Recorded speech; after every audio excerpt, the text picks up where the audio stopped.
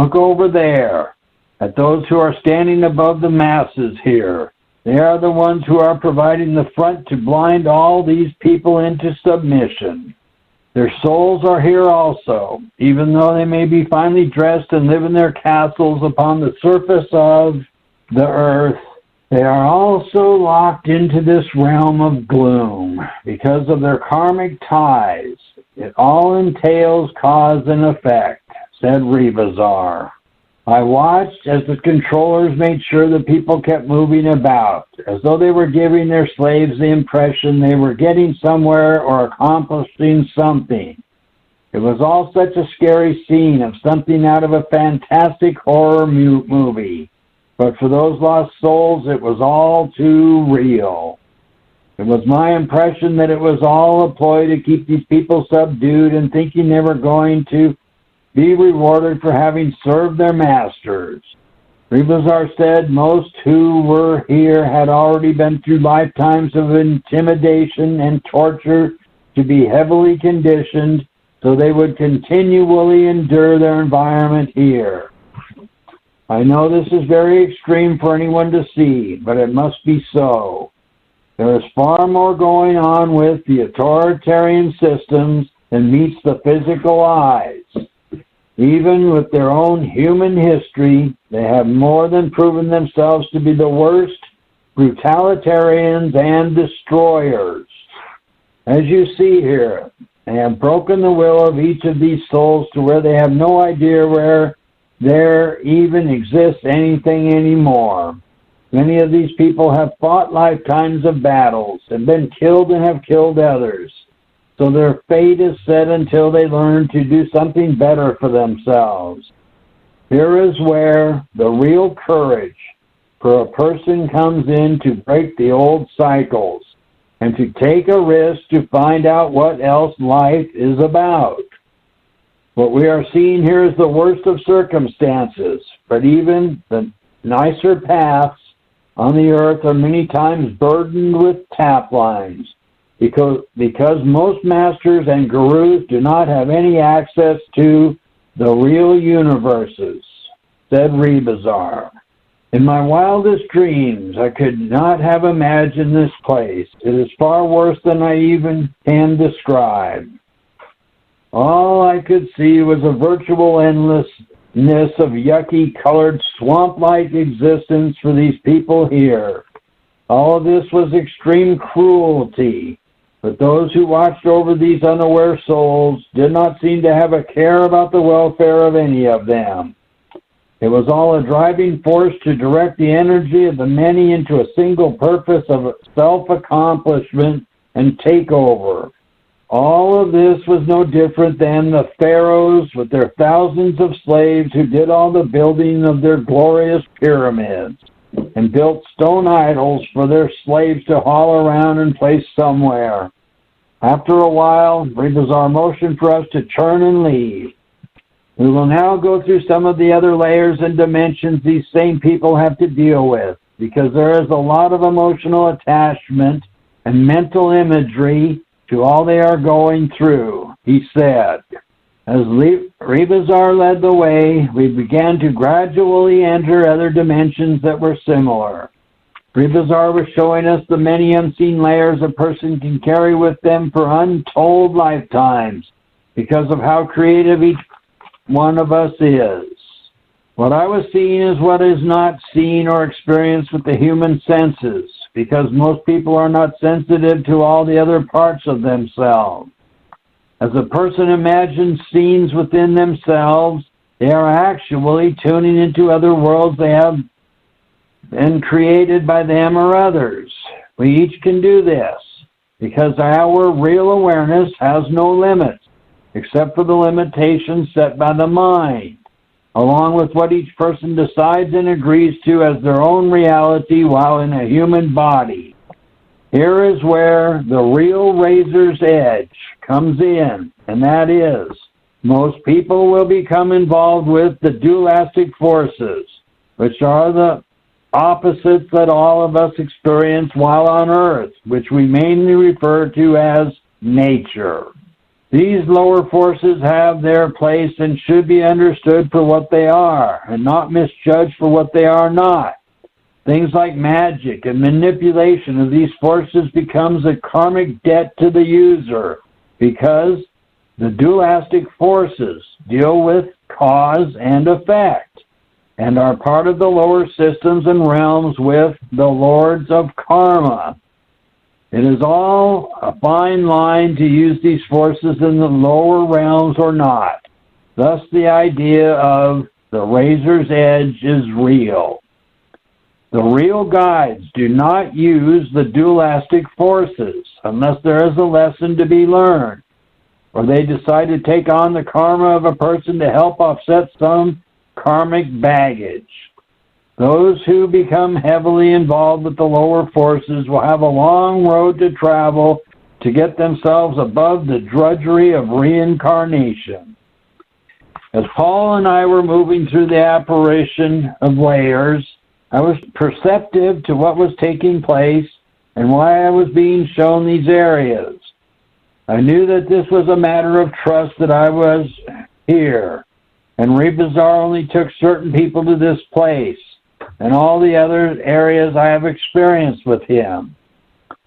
The real guides always take a chance on a person to see what they will do with the knowledge they impart. This is where a person can decide to go with the power aspect of the lower worlds and stay unaware of reality, or ascend higher with their real awareness into the real universes.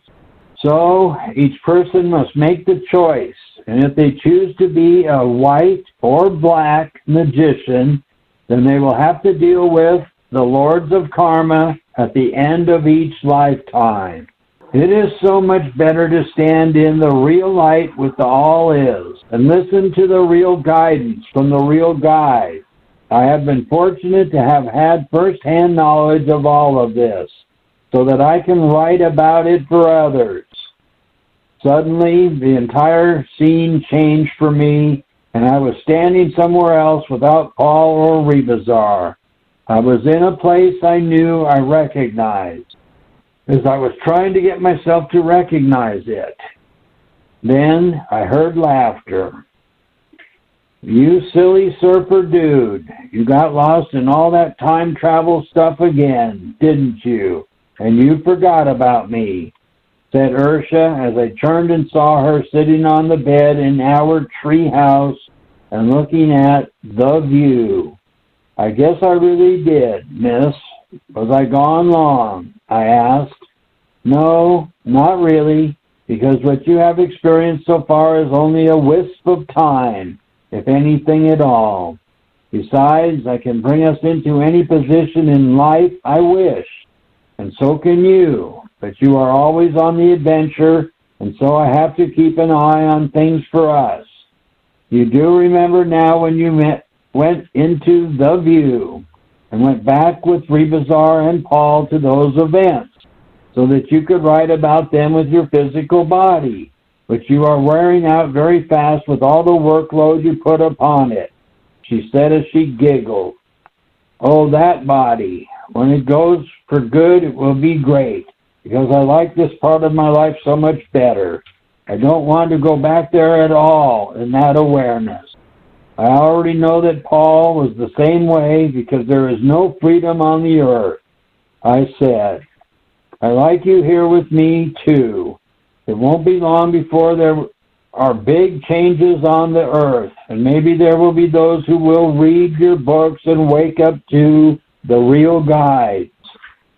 Come and sit with me, and we will watch the things you and Paul went through with this episode with Rebazar," she said as I sat with her.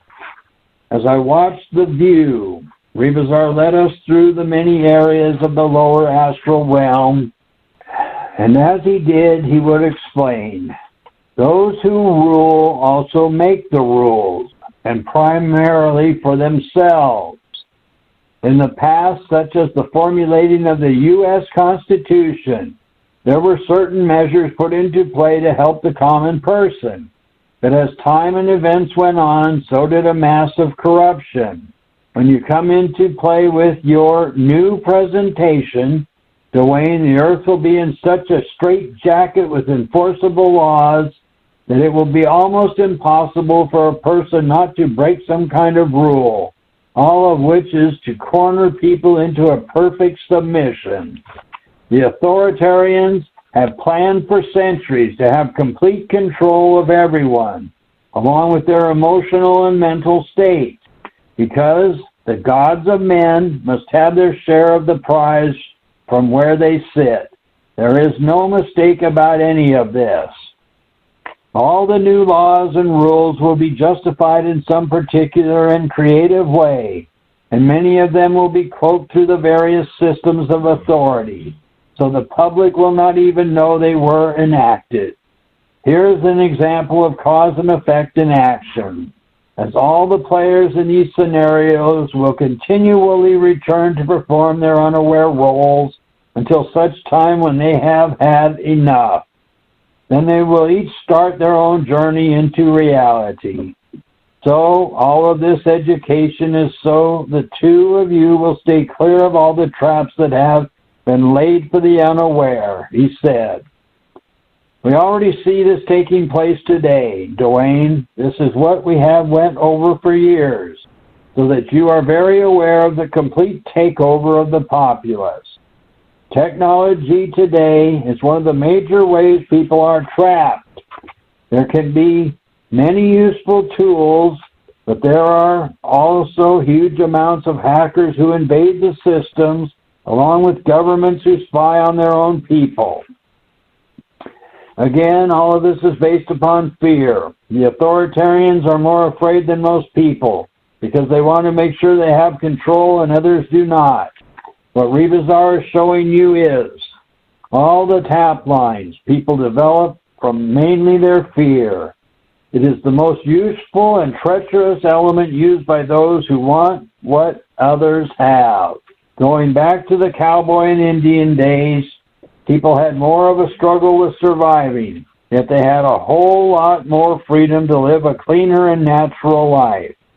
Rebazar and all the real guides took full advantage of their lifestyle in their times, so they are completely free from the earth today, said Ursha as I listened.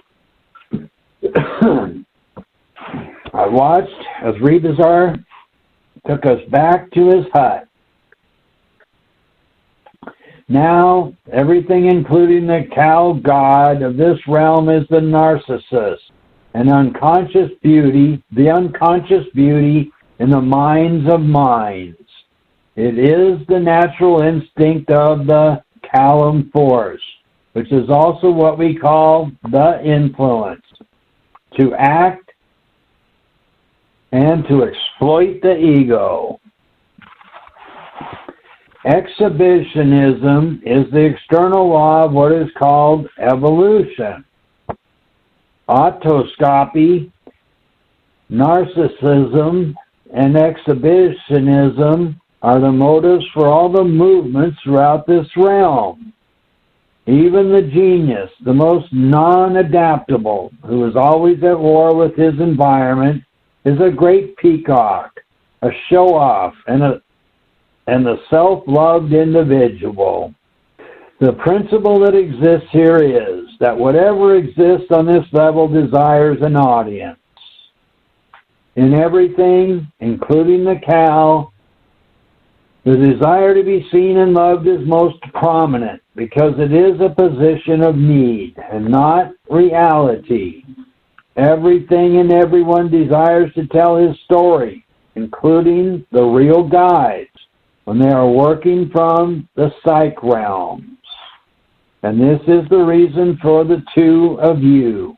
There are two sides to everything here, and we use the creative aspects of this lower realm to provide a real service instead of being self-indulgent with what the ego and mind can grab for itself. This is self-realization and all the knowledge of the psych realms below reality. You, yourself, are the supreme one in this realm. In your own way, you are the cow. You are matter and reality. And so, being more matter than reality, you are mainly the cow. You are always strutting before the pride of humanity that dominates you. Your modesty is a secret, self-kissing exhibition in the mirror of self-love. Love yourself, says the law of nature. What I mean by this is, love your soul and you love the cow. The metaphysical basis of exhibitionism is the strange and incomprehensible inner urge of expression, which is tied into the no-thing realm of time and space. Theology expresses this urge for exhibitionism. Philosophy expresses it as no human nomenon, becoming phenomena, exercising an illusion in nothingness. Cal invents mirrors. The spaceless seek space in which to move and survey. For space is the ballroom, the peacock alley of the invisible. Curse the cow and you are cursing yourself. Praise cow and you are praising yourself. Thus the cow, which all mystics and priestcraft oppose, is the inventor of the theologies, cosmologies, and divine events, with peals of laughter ringing from his throat at their ignorance. Even Buddha, who drew the sword against life, came to teach the world that there had better be no world. His cameras were the eyes and ears of his disciples. Many seek to become the supreme exhibitionist. Strip away the mask of all earthly dictators, and there you will find Cal, strutting like the peacock. Strip away the covering of the mystic, and you will find the same thing.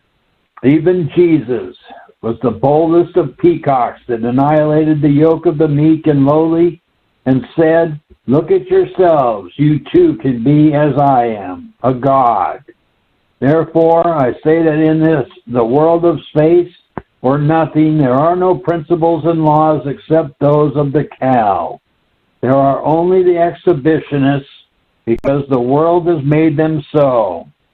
Principles, theories, ideas are the masks of the innate craving of the ego's vividness, blown to bits by the winds of the nothing realm.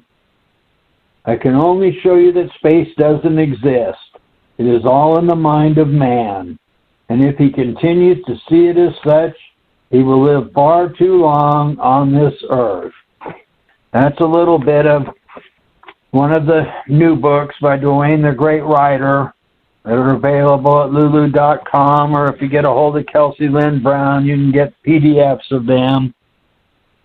There's projects in development everybody can become involved with, like the whole solar research vessels and the Nations United Universal University and the homeschooling and the total universal rainforest projects.